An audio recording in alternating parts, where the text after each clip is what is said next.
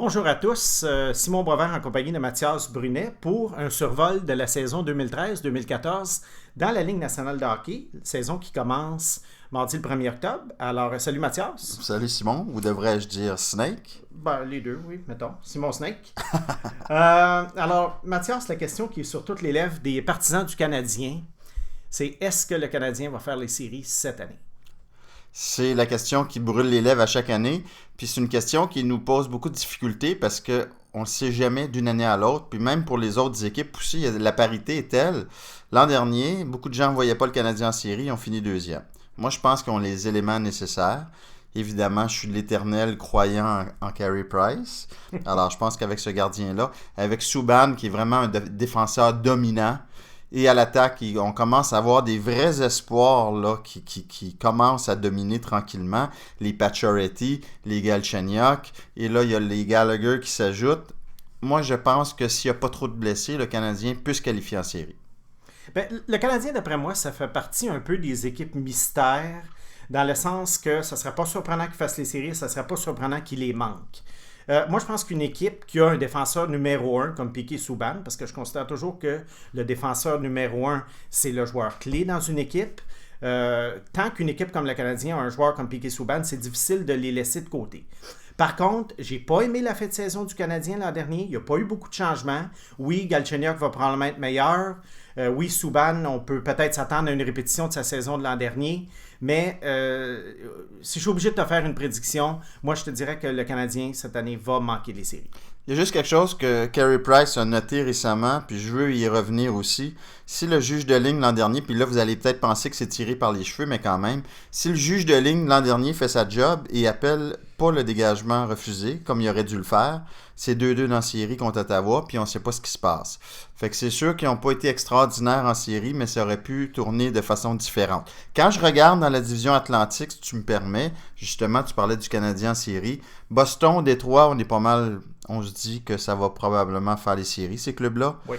C'est les trois premiers qui font les séries. Après, tu te dis, tu as Ottawa, Montréal, Toronto, Tampa, Buffalo et Floride. Qui, dans ce groupe-là, peux-tu dire qui est assuré de faire les séries? Ça reste ouvert quand même. Je vois Toronto en série. Ça reste ouvert. Tu sais, t'as Bernier et Reimer dans les buts. Bernier, je sais que tu l'aimes beaucoup, mais c'est pas assuré non plus. Et t'as une wildcard aussi. T'as après les trois premiers, t'as les deux équipes qui ont le plus de points au classement. Fait que les chances sont quand même réelles pour le Canadien de faire les séries. Ben, c'est parce que ce qu'il faut expliquer pour ceux qui ne seraient pas familiers avec le nouveau système, c'est que dans chaque conférence, il y a 2 divisions maintenant, et ce sont les 3 premiers de chaque division qui vont faire les séries, plus les 2 équipes suivantes qui ont le plus de points. C'est donc dire que dans une division, il pourrait y avoir 5 équipes qui font les séries, et dans l'autre, il pourrait en avoir 3. Bon.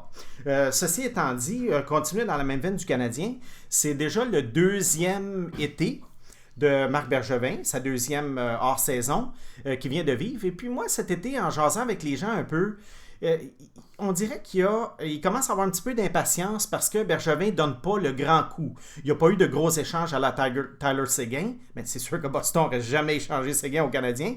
Mais c'est pour dire que là, les gens commencent à se dire, bon, ça fait 2 ans qu'il est là, qu'est-ce qu'il fait? Toi, quel bilan tu fais des 2 années de Marc Bergevin ou les 2 hors-saison de Marc Bergevin jusqu'à présent? Et puis d'après toi, est-ce qu'il est sur la bonne voie sur son contrat de 5 ans? Moi, je trouve qu'il est sur la bonne voie. C'est sûr qu'un directeur général va arriver, à moins que l'équipe ait vraiment mal, comme Boston à l'époque avec Chiarelli a dû frapper un grand coup. Le Canadien a fini 2e l'an dernier. Je pense que tranquillement, il commence au moins à donner une identité à cette équipe-là. J'ai pas compris l'embauche de Brière parce que ça allait un petit peu... Ça ne confirmait pas cette identité-là d'équipe plus robuste. Mais c'est à court terme. C'est à court terme, mais on voit quand même que justement, le Canadien, pendant combien d'années, on se disait, c'est quoi ce club-là? C'est-tu un club offensif? C'est-tu un club défensif? C'est-tu un club robuste? Pas robuste, on le savait pas. Là, on voit qu'il commence à grossir l'équipe et il veut la rendre plus difficile à affronter pour les équipes adverses. Fait que tranquillement, moi, je pense que oui, il prend pas de décision irrationnelle. Subban, moi, je trouve qu'il a vraiment bien manœuvré. Il a donné un contrat de 2 ans et c'est probablement le fait pour Subban d'avoir eu un contrat à court terme qui lui a permis il y avait des choses à prouver, il était affamé. Je suis pas sûr qu'il aurait gagné le Norris avec un contrat de 8 ans en poche. Fait que je dis, laissons-lui le temps. Non, il n'y a pas eu de coup d'éclat, mais le Canadien, tranquillement, est sur la bonne voie. Il y a une chose, par contre, qui m'inquiète, c'est l'effet Michel Therrien. Michel Therrien, je l'adore, c'est un bon coach, bonne tête de hockey. Mais c'est un entraîneur qui peut être rude avec ses joueurs. Et là, déjà, les échos qu'on a, c'est qu'il y a des joueurs qui commencent à rouspéter et tout ça. Je veux voir si il va arriver juste à les rendre... peut-être, là, en ce moment, ils ne sont pas de super humeur, disons, les joueurs, ça radote, blablabla. Mais ça, un entraîneur peut arriver à garder sa troupe à flot, son bateau à flot avec des joueurs qui sont mécontents, qui vont chialer contre le coach, ça peut arriver. Mais si le mécontentement devient trop fort, là, il peut y avoir des problèmes. Fait que moi, l'effet Therrien, je suis curieux de voir ce que ça va être. Tu le sais, les Kanichkok et Tortorella de ce monde, ça fonctionne bien la première année. Après, ça peut se gâter. Je vais regarder ça aller cette année. Ben, ce genre de coach-là a une durée de vie limitée, un peu comme un produit sur les rayons au magasin. Personnellement, moi, je trouve que Bergevin, à date, non, il n'a pas fait grand-chose, sauf qu'il n'a pas fait de gaffe. Et puis, il y a des directeurs gérants, souvent, même si on leur donne 3, 4, 5 ans pour faire leur preuve, ce qui est ma philosophie, je pense qu'il ne faut jamais lancer la pierre à un directeur gérant au bout d'un an, il y en a quand même qui donnent des très, très mauvais signes d'où ils s'en vont. À date, Bergevin n'a pas démontré qu'il était mauvais. Je crois que sa philosophie est de bâtir de l'intérieur et le Canadien a eu 7 choix dans les 2 premières rondes au cours des 2 dernières années. Ce qu'il faut noter, qui est important, c'est que dans les années précédentes, en 2008, le Canadien n'a pas eu de choix de première ronde. Puis ensuite, en 2009, 2010, 2011, le Canadien a échangé tous ses choix de deuxième, incluant le deuxième de compensation pour David Fischer. Donc, ça fait 5 choix échangés. Alors, c'est normal qu'aujourd'hui, ça manque un peu de profondeur par rapport aux joueurs qui sont prêts à atteindre la Ligue nationale. Parce que tous les joueurs repêchés en 2011-2012 ne seront pas prêts, tu sais, avant 2014 ou 2015. Donc, en ce moment, il s'agit de maintenir le navire à flot. Le Canadien a eu une bonne saison l'an passé, mais cette année, je ne sais pas si, justement, il y a une entrée de nouveaux jeunes joueurs, un influx de nouveaux jeunes joueurs qui est suffisant. Ce qui est paradoxal, c'est que l'ancienne administration a gaspillé beaucoup de choix au repêchage pour pas grand-chose, mais a quand même laissé Bergevin avec un bel héritage, avec plein de choix au repêchage. Fait que ça, au moins, c'est bien. Puis si on peut leur donner ça, surtout à Pierre Gauthier, c'est qu'au moins, il n'a pas gaspillé des choix à la fin de son règne pour sauver son poste. Ça, c'est vrai, comme ça s'est fait dans d'autres équipes. On dirait que Gauthier, vers la fin, avait compris comment ça fonctionnait, puis peut-être qu'il espérait garder son poste et que justement, avec ces choix-là, il pourrait regarnir le Canadien. La chose qui est arrivée avec le duo Gauthier-Gainé, c'est qu'on a beaucoup trop attendu. On a, d'après moi, surestimé le Canadien au fil des années. Puis à un moment donné, quand ça a planté en 2011-2012, on a été pris un peu par surprise. Puis c'est seulement après les fêtes qu'on s'est rendu compte que, oh, OK, là, peut-être qu'il faut... peut-être pas rebâtir, mais au moins regarnir la banque d'espoir. Parce que le Canadien n'était quand même pas tombé dans les bas-fonds, mettons comme Edmonton ou Columbus. Mais c'était quand même une équipe qui a terminé en 28e position en 2012. Donc, il faut avoir de la patience pour ne pas s'attendre à une miracle. Ce qui est le fun, là, Simon, c'est qu'on se disait tout le temps, le Canadien nous répétait tout le temps qu'il n'était pas en reconstruction. Puis le hasard a fait en sorte qu'il y a tellement une mauvaise saison il y a 2 ans, qui sont peut-être retrouvés avec Galchenyuk, pour moi, ça aurait pu être un premier choix au total aussi. Fait que tu te dis, on en a rêvé tellement longtemps de ce gros joueur-là, là. Ben, le Canadien a eu à souffrir 1 an pour aller chercher un joueur, puis je le regardais aller au camp d'entraînement, là. Ça va être un joueur dominant. Ben, c'est ça. Souvent, tant qu'à rater les séries, aussi bien finir dans les bas-fonds, puis aller chercher un joueur comme ça. Une mauvaise saison, qu'on finisse 9e ou 15e, c'est vite oublié. Puis après ça, ben, ça donne l'occasion d'aller chercher un joueur que finalement, quand tu repêches 12e, 14e, 16e, tu peux en trouver, mais c'est beaucoup plus difficile. Tandis qu'au 3e rang, Galchenyuk était là sur un plateau d'argent pour Bergevin et Timmins. À moins de tomber sur un Subban. Que personne connaissait en 2007 parce que tout le monde voulait avoir Angelo Esposito en passant, que je répète, mais bon. Bon, OK. Fin de la discussion. OK, alors dans la division Atlantique, il y a un nouveau membre, les Red Wings de Détroit. Mathias, est-ce que tu penses que les Red Wings qui passent de l'ouest à l'est, leur style de jeu peut être modifié ou affecté par le fait qu'ils vont jouer dans une conférence peut-être où ça patine moins, mais pas que c'est plus robuste, mais peut-être un peu plus salaud. Parce que la conférence de l'Ouest, est quand même, il y a des gros joueurs. Aller jouer à San Jose, c'est pas facile. Mais est-ce que tu penses que Détroit va être obligé de s'adapter ou est-ce qu'ils vont être carrément un club encore plus dominant? Moi, je pense qu'ils vont être encore plus dominants. Puis là, il ne faut pas sous-estimer quand ils allaient jouer à Calgary, quand ils allaient jouer à Vancouver, il y a des gros Los Angeles, il y a des gros clubs là-bas. Là. Moi, je pense au contraire que Détroit va influencer, peut changer l'Est, justement, parce qu'ils vont les voir aller. Et Harlan a encore répété qu'il n'avait pas besoin de dur à cuire, que lui, il aimait mieux avoir des gars qui vont compter des buts. Et moi, si on me demande personnellement, j'aime bien avoir un Bournival sur le 4e trio qui peut donner de la vitesse, qui peut marquer des buts, que d'avoir un Parros qui va jouer 4 minutes, qui va se battre contre le dur à cuire de l'autre équipe, puis ça va être fini. Un bel échange de Gauthier sans passant Bournival contre Ryan O'Byrne. Oui. Je pense que le recruteur pro là, de Colorado là, qui a recommandé ça, je pense qu'il était vraiment dans le champ.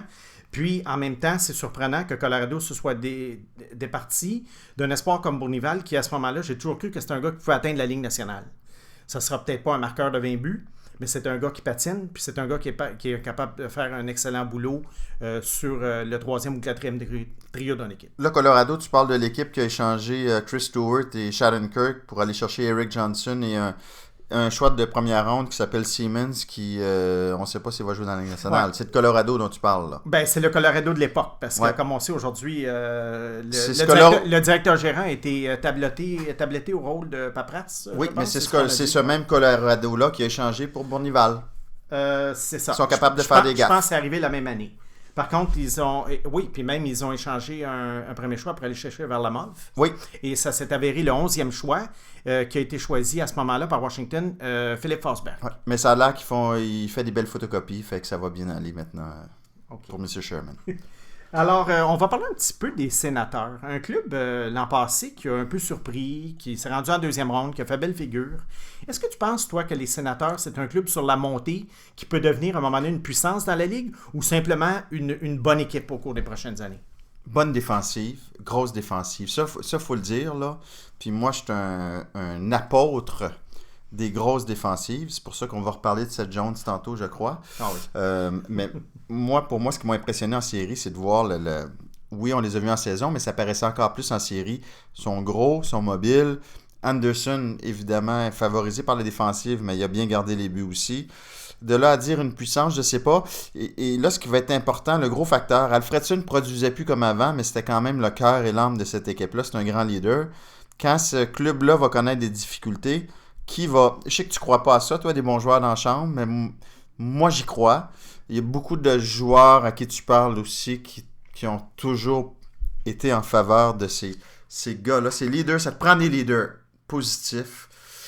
Je veux juste voir d'où va sortir le leadership maintenant à Ottawa. Mais juste un petit bémol, Mathias, là, j'y crois, sauf que je pense pas que c'est la première chose à aller chercher dans une équipe et espérer gagner avec ça. Non, mais ça t'en prend. Oui, c'est un ingrédient que tu saupoudres à la fin après avoir bâti un gros club, que tu as identifié ton noyau, et puis là, tu commences à voir où sont les pommes pourries, puis où sont les joueurs qui peuvent, si on peut dire, traîner une équipe. Mais bon. Puis quand ça va très mal, c'est des pommes pourrites.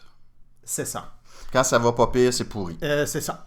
Mais Alfredson, en plus, c'était quand même ton leader offensif et un leader dans le vestiaire. Fait que c'était pas seulement un joueur de 4e trio qui est bon dans la chambre. Là. Ça, c'est vrai. Fait que je veux voir quand même l'effet, même si c'est un gars que je prenais plus dans mon pool, là, parce qu'il avait ralenti. Mais pour une équipe de hockey, je pense que c'est une perte quand même. Tu amènes le sujet d'Alfredson, c'est intéressant parce que l'autre jour, sur le site de la presse, tu as fait une analyse vidéo. Tu as donné des conseils aux poolers. Et tu as parlé des joueurs en fin de carrière. Oui. Et tu as dit que c'était des joueurs qui sont un petit peu difficiles à saisir puis que tu ne recommandes pas parce qu'on ne sait jamais à quelle saison ils vont planter. Oui. D'après toi, Alfredson, à Détroit, qu'est-ce que ça va donner? Est-ce qu'il fait partie de ça ou...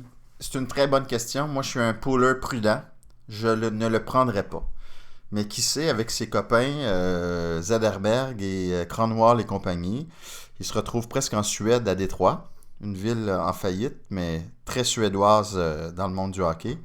Peut-être que ça va lui donner un second souffle aussi. Je ne parierai pas là-dessus, mais je pense qu'il va quand même avoir son utilité à Détroit. Bon, on reste dans la même division. Moi, les Maple Leafs de Toronto, c'est une équipe, honnêtement, depuis 20, 25, 30 ans qui m'a jamais passionné. Mais cette année, je vais les regarder un petit peu de travers. J'ai aimé ce qui a été fait. Le repêchage de Morgan Riley l'an dernier. Je ne sais pas s'il va faire l'équipe. L'échange de Jonathan Bernier. Personnellement, moi, Jonathan Bernier, c'est un gars que je vois comme de la graine de super étoile. qui n'a juste pas eu sa chance jusqu'à présent. Et c'est justement la question que je voulais te poser. Bernier ou Reimer, et pourquoi? Est-ce que je peux te répondre par une autre question? Oui. Je vais faire une parenthèse, puis je sais qu'il n'est pas populaire à Montréal. Là. Ouais. Quand Brian Burke est arrivé à Toronto, là, l'équipe était pourrie, il n'y avait aucune relève. Est-ce qu'on est d'accord qu'il a laissé cette équipe-là en très bon état après son passage? Sais-tu quoi? Je suis pas un fan de Brian Burke, tu le sais, mais je suis obligé de te dire que oui. Il y a eu des échanges astucieux. Il n'y a pas eu de grosses dépenses exagérées, folles, comme il a pu faire. Et puis finalement, l'échange de Phil Kessel, ça a bien tombé.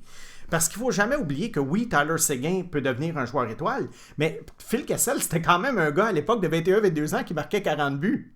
Et Faneuf, que j'aime pas, Moi non mais plus. c'est quand même, il n'a rien donné pour avoir Faneuf. Non.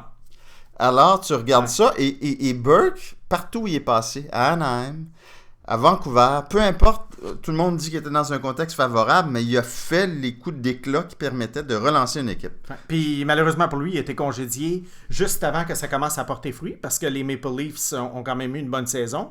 Ils sont venus à quelques minutes près là, de finalement éliminer Boston. Et puis, qui sait ce qui est arrivé après? Sauf que ma question, c'était donc, ça répond à ta question sur Bernier? Non, fais des blagues. Pas du tout.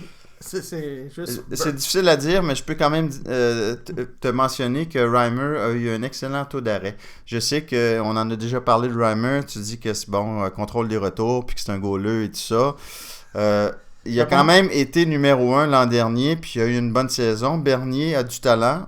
Laisse-moi seulement au moins voir s'il peut livrer la marchandise comme numéro 1. Ben, pour moi, Reimer, c'est un fantastique numéro 2.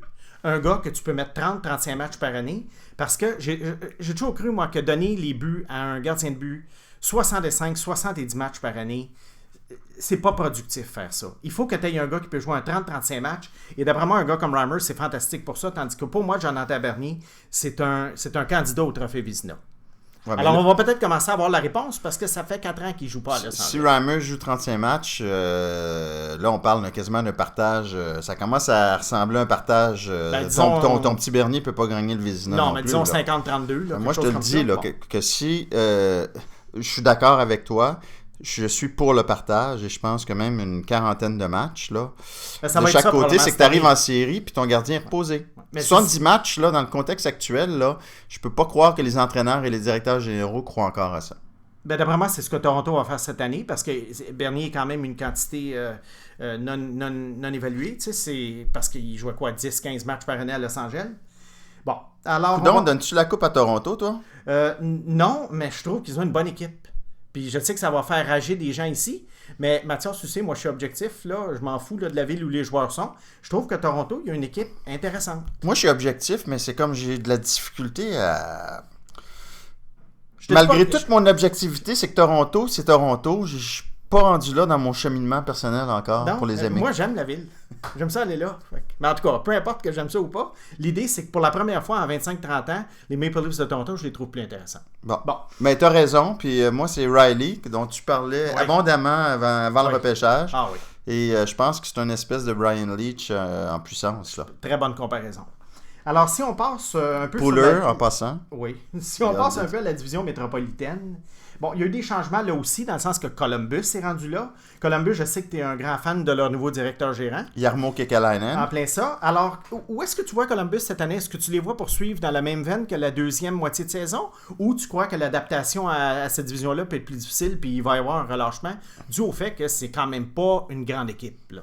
Tout dépend de Bobrovski, évidemment, le gardien qui a fait des miracles l'an dernier. J'avais été surpris, moi aussi, d'ailleurs, quand Philadelphie l'a échangé à Columbus. J'ai fait, pourtant, il y a des bonnes statistiques. Il avait été bon l'année précédente.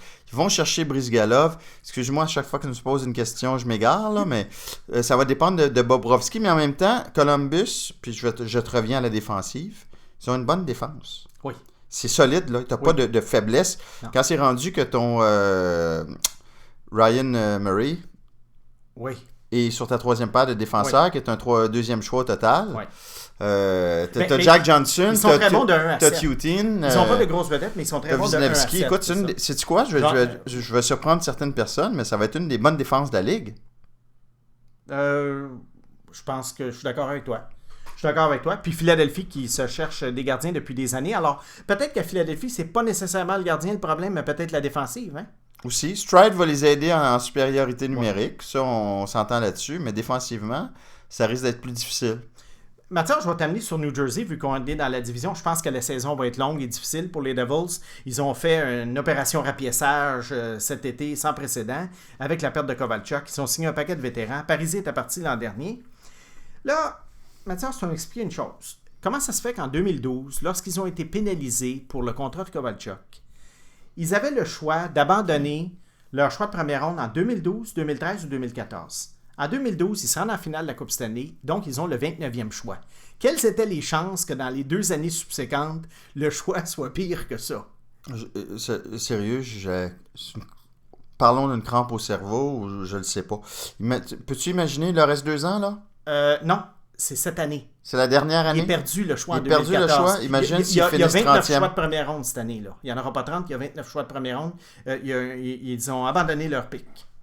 Dis-moi donc, j'ai pas eu le temps de vérifier, excusez-moi, chers auditeurs, j'ai pas eu le temps de vérifier ce règlement-là. Si New Jersey par son choix, donc c'est l'équipe qui finirait 29e qui obtiendrait le premier choix? Non, de la façon que ça fonctionne, c'est comme s'il y avait 29 équipes dans la Ligue nationale. New Jersey en première ronde n'existe pas. Donc si New Jersey finit 30e... Ils sont pas dans la loterie. Et que Colorado finit 29e, Colorado a plus de chances de gagner la loterie. En plein ça. C'est extraordinaire. Parce qu'il n'y en a pas de loterie pour New Jersey. Wow. Bon, alors, j'ai pas compris cette gaffe-là par une organisation habituellement qui n'est pas spécialisée dans les gaffes. Et pour rappeler aux gens, c'est Stéphane Matteau qui a été repêché, qui a été retranché récemment d'ailleurs. On verra ce que ça donne. Mais de ce que j'ai vu jusqu'à maintenant, je pense pas que ça devienne un joueur d'impact. Ça. Pour terminer avec cette division-là, puis on va en parler peut-être un peu tout à l'heure avec les recrues, est-ce que tu es surpris que Jonathan Drouin ait été retourné au junior? Surpris un peu, mais pas en désaccord. Okay. Parce que pour moi, un joueur ne perd jamais son temps dans les rangs juniors, surtout quand tu es un peu frêle. On l'a vu avec Ryan Nugent-Hopkins qui a été souvent blessé. Moi, j'aime mieux voir un jeune homme dominer, être même trop fort pour un niveau, aller au championnat mondial, que d'être lancé dans la mêlée trop tôt. On l'a vu trop souvent. Gilbert Brûlé à Columbus. Tu as un talent, tu ne veux pas brûler ce talent-là. On va passer à la conférence. Mais j'aimerais quand même avoir ta réponse parce que j'imagine que tu n'es pas d'accord. Non, moi je suis d'accord. Ah. C'est sûr que l'idéal, ça aurait été un entre-deux, mais les règlements étant ce qu'ils sont, il va retourner au junior. Puis peut-être que justement, c'est pas une question de qualité de jeu, c'est pas une question de talent, c'est peut-être une question de maturité physique. Puis des fois, une année supplémentaire, ça peut faire une grosse différence. On l'a vu par le passé. Ça veut pas dire, moi, que je préconise le fait que Drouin doit rester dans le junior 2 autres années nécessairement. Mais une autre année, ça peut être correct, il va dominer, puis l'an prochain, il pourrait être prêt. Bon. Du côté de la conférence de l'Ouest maintenant, on va commencer par la division Pacifique. Il y a seulement 14 équipes dans cette conférence-là, ce qui fait qu'il y a seulement 6 équipes qui vont être éliminées. Dans la division Pacifique, Mathias, une autre équipe mystère là, un peu là, cette année, les Oilers d'Edmonton. Leurs 2 centres sont blessés. Hopkins est gagné pour une assez longue période au début de l'année, certainement un 10-15 matchs. Est-ce que d'après toi, c'est finalement l'année où les Oilers font les séries, où ils vont simplement frapper à la porte, ou ils vont rester dans les bas-fonds? Moi, ce que je peux te dire, par contre, je sais que leurs 2 centres sont blessés, puis c'est une lourde perte, mais leur défense est nettement supérieure. Et là, je te parle pas juste de Ference, là, qui pour moi est un 5e ou 6e défenseur. Tu penses à Belov? Je pense à Belov que j'ai vu jouer, qui sont allés chercher de la KHL, que personne connaît. Ouais. Il est solide, ce gars-là. C'est un peu une réincarnation de Malahoff, mais en plus... Ben, on va voir s'il est plus constant. Il est gros, c'est une bête, là. Ouais. Lui, il est bon. Grebeshkov est revenu. T'as quand même... Ça, j'ai mes réserves sur Grebeshkov. Ben, mais quand même. Mieux que ce qu'il y avait l'an dernier. C'est mieux que Ryan Whitney, finalement. D'ailleurs, qui a été retranché de son essai professionnel. Ouais. T'as quand même Jeff Petrie qui a eu une bonne saison. T'as Schmid qui est là, et t'as Justin Schultz qui a une année d'expérience de plus, alors et sans compter le gardien Dubnyk qui a un an de plus, qui a un bon taux d'arrêt depuis 2 ans. Moi, je pense que c'est un endroit où ils devaient s'améliorer et ils se sont améliorés. Ouais, je pense qu'ils sont améliorés aussi le 3e trio avec Boyd Gordon au centre. Il y a aussi Jesse Joensuu qui a été cherché des Islanders de New York, qui peut être... Évidemment, on ne parle pas ici de joueurs vedettes, mais la situation des 3e et 4e trios des Oilers depuis quelques années est absolument pathétique. Alors, je pense que c'était quelque chose qui devait être fait, mais c'est difficile à dire là, si ça va être suffisant pour faire les séries. On va aller dans la division centrale maintenant. Coupe de points d'intérêt. Toi, tu n'es pas d'accord que Colorado ait repêché McKinnon au lieu de Seth Jones ou surtout ait laissé passer Seth Jones considérant la situation en défensive? Un défenseur comme Seth Jones, là, c'est éventuellement, là, c'est 28-30 minutes sur la glace. Fait que c'est la moitié du match sur la glace. Il est grand, il va être gros, il est mobile, il a un talent offensif. Pour moi, Seth Jones a été victime de la déconfiture d'Eric Johnson. Je suis certain, moi, qu'on s'est fié à cet exemple-là. Coupe Mémorial, peut-être aussi? En oubliant que, Coupe Mémorial, c'est parce que là, t'en avais deux super vedettes contre toi, mais il est quand même... Il a gagné la médaille d'or au championnat mondial. Si on avait fait le repêchage après le championnat mondial junior, ça aurait été le premier choix. C'est un gars qui va être dominant. Eric Johnson, on oublie aussi qu'il s'est brisé le genou après un an. T'as rien en défense là au Colorado, là, puis t'as 3 centres potentiels en Duchesne, Stachny et O'Reilly qui ont décidé de mettre à l'aile. Et pour moi, Jones n'est pas moins bon que McKinnon, mais t'as besoin de cet outil-là en défense. Je peux pas croire qu'ils sont passés à côté de ça. OK. Ben moi, je peux croire qu'ils sont passés à côté de ça parce que pour moi, Seth Jones, c'était pas le meilleur joueur disponible. Et quand tu repêches premier, tu dois aller chercher le meilleur joueur disponible. Et dans mon livre, Seth Jones était beaucoup plus 7e ou 8e que premier. Et puis, je suis d'accord avec le choix de McKinnon, même si moi, mon choix, c'était Nichushkin. Je trouve quand même que McKinnon, c'est un excellent choix pour l'Avalanche et il n'y a aucune erreur qui a été faite de ce côté-là. L'avenir le dira. Moi, Seth Jones, je ne suis pas son plus grand fan. Comment tu peux repêcher un Russe, et je ne suis pas raciste, là. Je vais parler d'une situation qui est la KHL. Comment peux-tu penser repêcher un Russe au premier rang avec la menace de la KHL? Tu le vois de plus en plus. Quand c'est rendu qu'un gars comme Kovalchuk, qui est dans la force de l'âge... Oui, mais il a joué 12-13 ans dans la Ligue nationale. Oui, mais quand même. Radulov, il y en a de plus en plus. Il y a de plus en plus d'argent. La KHL est en pleine expansion. C'est un risque énorme, là. Tu prends ton premier choix au total pour choisir un joueur qui risque de te faire faux. Regarde les Islanders avec Kuznetsov. Ils l'ont toujours pas vu, puis ils le verront peut-être jamais. Les Capitals, excuse-moi. Ouais. Ils le verront peut-être jamais. Ouais, écoute, c'est sûr que tu mentionnes un point, Mathias, sauf que moi, et ça nous amène à notre dernier sujet, les recrues.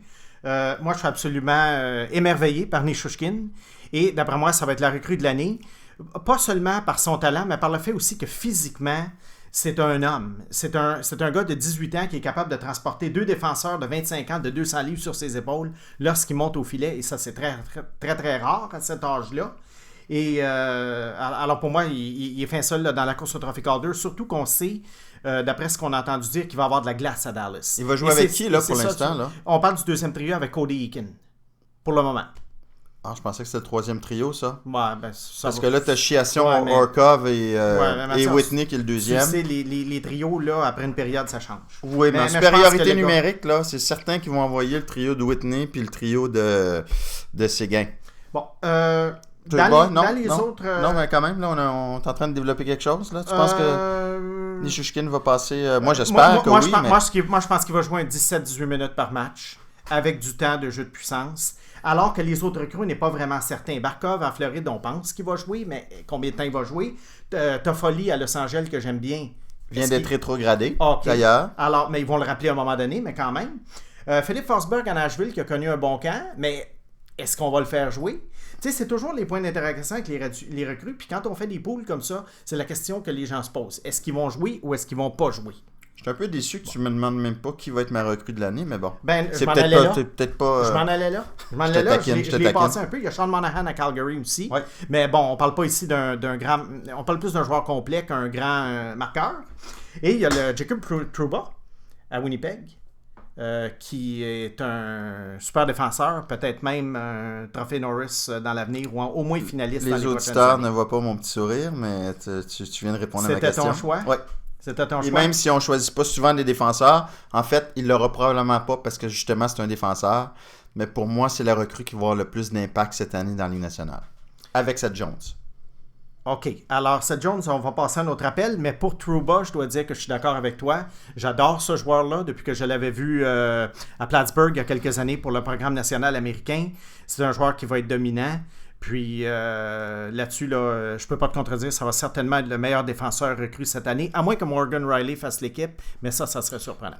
Alors toi, finalement, contrairement à la majorité des Québécois, tu vas pas à Plattsburgh pour faire tes emplettes, tu vas voir Jacob Trouba et les meilleurs espoirs de la Ligue nationale. Ça t'honore. C'est plus intéressant que de sortir l'argent du pays pour aller acheter des cossins.